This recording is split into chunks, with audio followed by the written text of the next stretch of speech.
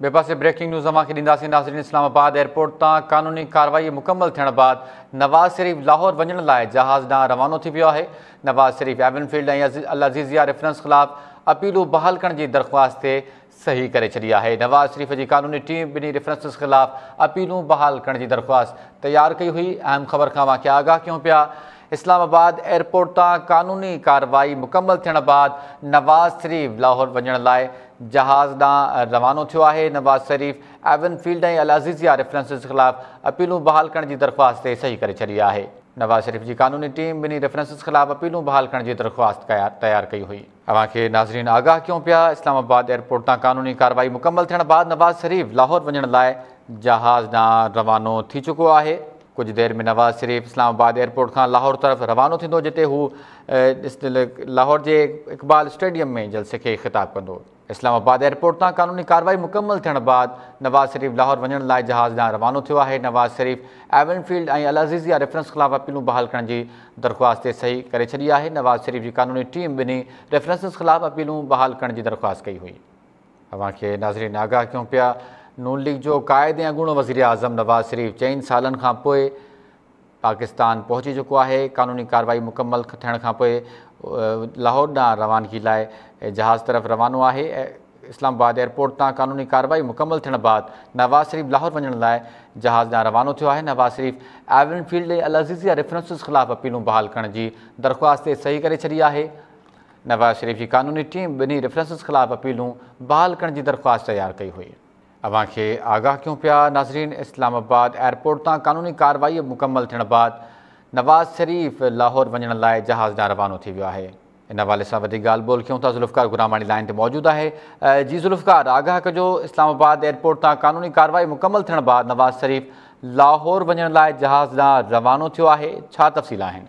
जी, नवाज़ शरीफ़ हींअर लाहौर तरफ़ रवानो थियण जे हवाले सां एयरपोर्ट ते मौजूदु जहाज़ तरफ़ रवाना थिया आहिनि ऐं लाहौर वेंदड़ जेको जहाज़ आहे जंहिंमें नवाज़ शरीफ़ खे वञिणो आहे, नवाज़ शरीफ़ जी टीम खे वञिणो आहे।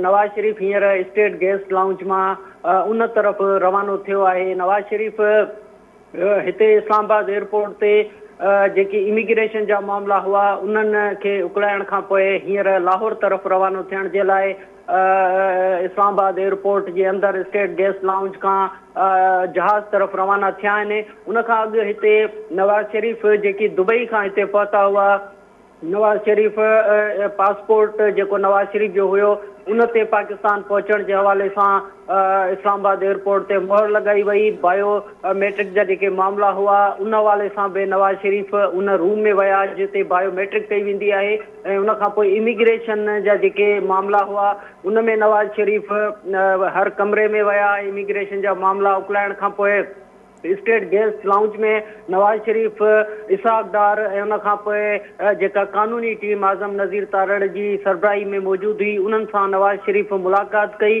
कुझु वक़्तु हिते तरसिया, चांहि बि पीती ऐं इन खां अलावा रिफ्रेशमेंट बि नवाज़ शरीफ़ कंदे नज़र आया। क़ानूनी टीम सां मशावरत दौरान हू खिलंदे बि नज़र आया ऐं क़ानूनी टीम जी ब्रीफिंग दौरान जेके हिते जेके तस्वीरूं जारी थियूं उन में नवाज़ शरीफ़ उन्हनि सां ख़ुशगवार मूड में नज़र अची रहियो हो ऐं उनखां हितां हींअर नवाज़ शरीफ़ लाहौर तरफ़ रवाना थी रहिया आहिनि ऐं जहाज़ तरफ़ रवाना थी चुका आहिनि।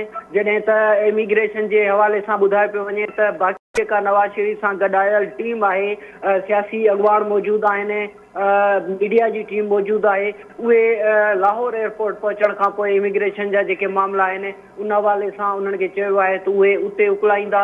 नवाज़ शरीफ़ हींअर हिते मौजूदु हुआ इस्लामाबाद एयरपोर्ट में। कुझु टाइम में इस्लामाबाद एयरपोर्ट जे अंदरि मौजूदु रहण खां पोइ मुख़्तलिफ़ हवालनि सां ब्रीफिंग वठण खां पोइ पंहिंजी पार्टी जे अॻुवाणनि खां सियासी ऐं क़ानूनी हवालनि सां मुख़्तलिफ़ क़ानूनी जेके मामला हुआ उन्हनि ते उन दरख़्वास्तुनि ते या अपीलुनि ते सहियूं कयूं। बायोमेट्रिक करायो।